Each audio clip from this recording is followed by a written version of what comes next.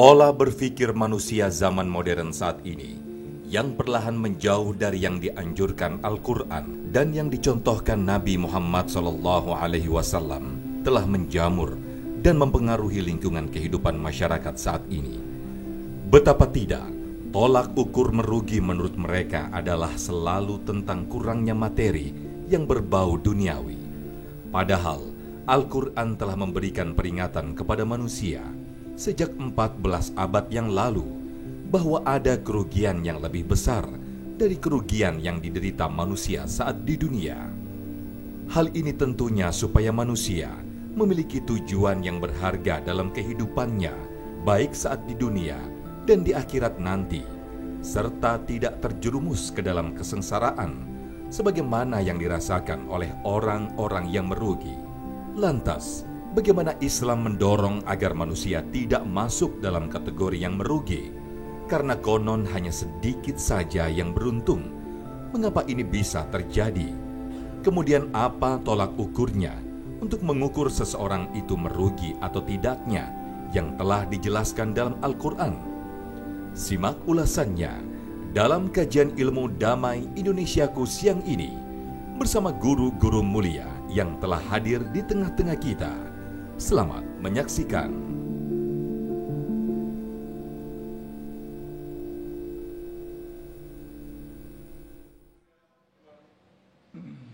Assalamualaikum warahmatullahi wabarakatuh. A'udzu billahi minasy syaithanir rajim. Bismillahirrahmanirrahim. Qul hal nunabbi'ukum bil akhsarina a'mala alladzina dhalla sa'yuhum fil hayatid dunya wa hum yahsabuna annahum yuhsinuna sun'a. Ulaika alladzina kafaru bi ayati rabbihim wa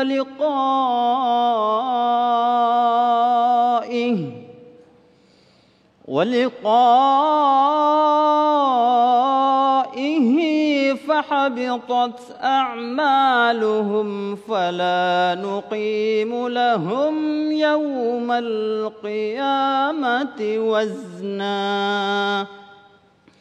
Sadaqallahul azim.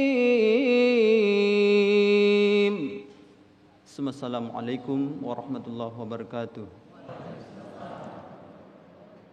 Assalamualaikum warahmatullahi wabarakatuh. Alhamdulillahirabbil alamin. Allahumma shalli ala sayyidina Muhammad wa ala ali sayyidina Muhammad. Bersyukur kita dipertemukan kembali dalam majelis ilmu damai Indonesiaku yang kali ini disiarkan secara langsung dari Masjid Istiqomah Jati Melati, Bekasi. Pemirsa, dalam kesempatan kali ini kita akan mengangkat tema yang sangat menarik sekali yang tentu saja kita akan cermati bersama ilmu dan nasihat dari guru-guru kita, Habib Ahmad Al-Kaf yang telah hadir bersama kita, Ustadz Fikri Haikal MZ, berkaitan dengan dua golongan manusia, manusia yang merugi dan manusia yang beruntung. Bisa kita pahami, kita yang merasa beruntung dalam kehidupan ini ternyata justru adalah kerugian bagi kita. Tetapi secara pandangan mata kita, kita merasa rugi tetapi justru untung di hadapan Allah. Itulah tema yang kita angkat dalam kesempatan kali ini, tentunya masih bersama kami, Damai Indonesiaku yang dipersembahkan oleh Sarung Wadimor, tentu sarung kita. Selamat mengikuti. Silakan Ustaz. Assalamualaikum warahmatullahi wabarakatuh.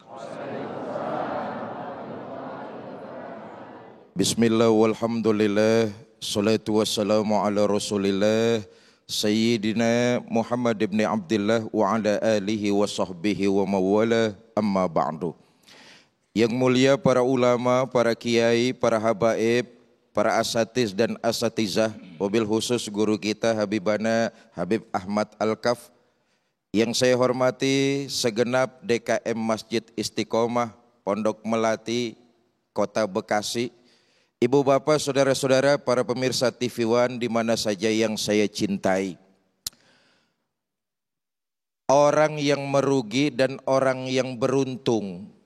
Kadang-kadang kita seenaknya saja menafsirkan versi diri kita sendiri. Padahal orang yang merugi dan beruntung rujukannya tidak lain dan tidak bukan adalah Al-Quranul Karim.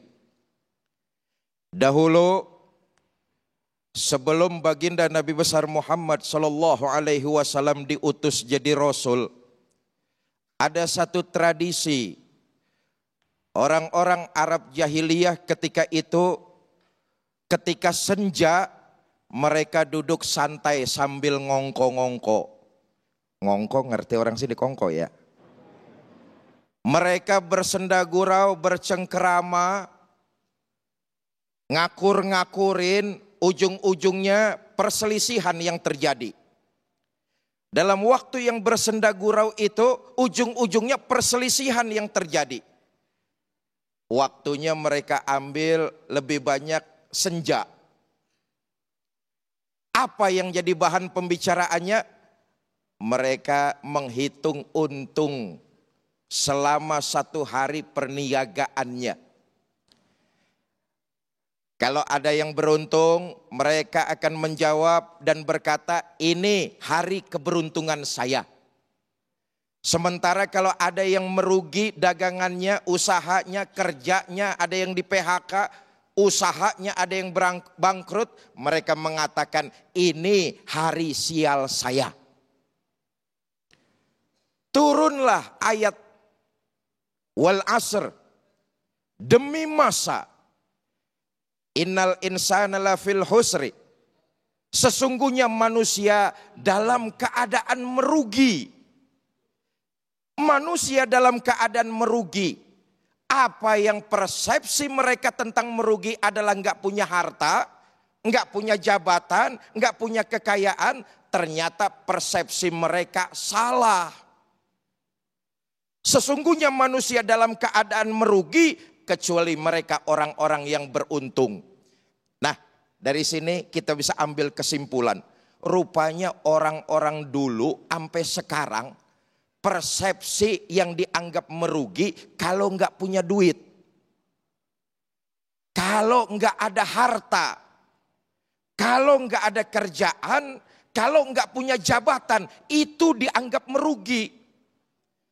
Persepsi kita manusia dari dulu sampai sekarang merugi itu karena enggak punya duit. Dari dulu sampai sekarang ternyata persepsi kita kayak begitu tuh. Allah menjelaskan sesungguhnya orang-orang beruntung itu bukan mereka yang banyak duitnya. Bukan yang rumahnya mewah, bukan yang kendaraannya serba leks, tapi mereka orang-orang yang beruntung dan tidak merugi adalah mereka yang imannya kuat di dalam dada. Punya keyakinan teguh terhadap Allah Subhanahu wa taala, lalu mengikutinya dengan berbagai macam perbuatan-perbuatan baik. Inilah orang yang beruntung. Saudara, yang kedua, orang yang dianggap beruntung menurut persepsi Al-Quran, ini yang harus kita ikuti. Beriman kepada Allah dan berbuat kebaikan. Lalu kemudian saling menasehati, saling mengingatkan. Yang namanya kita ini kan makhluk yang tidak lepas dari khilaf. Betul apa enggak? Maka perlu dinasehati, perlu diingatkan. Itulah tugas kita masing-masing. Setiap kita mengingatkannya kepada saudara yang lain. Untuk tetap berada di nilai-nilai ajaran agama. Bapak Ibu, saudara-saudara kaum muslimin yang saya muliakan. Nah, orang-orang dahulu sering menyalah-nyalahkan waktu. Tidak sedikit Allah bersumpah atas nama waktu. Itu artinya bukan waktunya yang salah. Ketika mereka bercengkrama, ada yang beruntung, untungnya banyak, dagangannya laku, mereka berkata, ini hari keberuntungan saya. Sementara mereka yang merugi, mereka lalu berkata, ini hari kesialan saya. Menyalah-nyalahkan waktu, itu sebabnya Allah bersumpah demi waktu, demi masa. Saudara, ulama musafir Indonesia, Profesor Dr. Quraisy Shihab, beliau mengatakan ayat ini menunjukkan waktu itu adalah netral. Menegaskan kepada kita manusia, Allah menegaskan kepada kita waktu itu netral. Bukan waktunya yang beruntung, bukan juga waktunya yang sial. Menurut Quraisy Shihab, itu dari ikhtiar usaha yang kita lakukan. Kalau usaha kita maksimal, insya Allah kita menjadi orang yang beruntung. Tapi kalau usaha kita setengah-setengah, ya kemungkinan kita akan jadi orang yang merugi. Waktu netral, dia tidak bisa dipersalahkan. Mufassir Indonesia Profesor Dr. Quraisy Shihab mengatakan waktu adalah netral, tergantung usaha dari kita manusia. Kalau usaha kita maksimal, lalu kemudian di ujungnya kita memohon pertolongan dari Allah, insya Allah hasilnya kebaikan yang luar biasa. Tapi kalau usaha yang kita jalankan setengah-setengah, lalu kita lupa beribadah kepada Allah, boleh jadi hari itu merupakan hari yang tidak baik buat diri kita. Artinya usaha kita gagal. Bukan harinya, bukan masanya, bukan waktunya. Tergantung dari usaha kita masing-masing. Kemarin Maroko mengalahkan Spanyol. Udah lu dengerin aja dah. Semalam menang lagi. Betul apa enggak? Itu bukan keberuntungan Maroko, usahanya yang maksimal, hasilnya luar biasa. Spanyol, Portugal bukan hari kerugiannya, bukan hari apesnya, bukan hari sialnya, tapi memang Maroko mainnya lebih bagus. Ini ngapa jadi ngomongin bola ini? Ntar dah terusin lagi insyaallah. Baik, terima kasih Ustadz Fikri yang telah memberikan sebuah pemahaman bagi kita. Bahwa memang kita harus berhati-hati dalam memaknai firman atau kalimat-kalimat yang diberikan kepada kita melalui Al-Quran. Karena kesalahan dalam memaknainya tentu saja kita berpotensi melakukan kesalahan di dalam kehidupan ini. Seperti yang tadi dikatakan, bisa jadi di hadapan kita sesuatu merugi. Atau bahkan kita sering menggunakan kata-kata sial. Tetapi justru itu adalah bagaimana Allah menguji kita. Nah, lantas bagaimana kita memahami siapakah sesungguhnya yang patut disebut dengan orang-orang yang merugi? Habib Ahmad akan menjelaskan selepas pesan-pesan berikut ini. Tetaplah bersama kami, Damai Indonesiaku.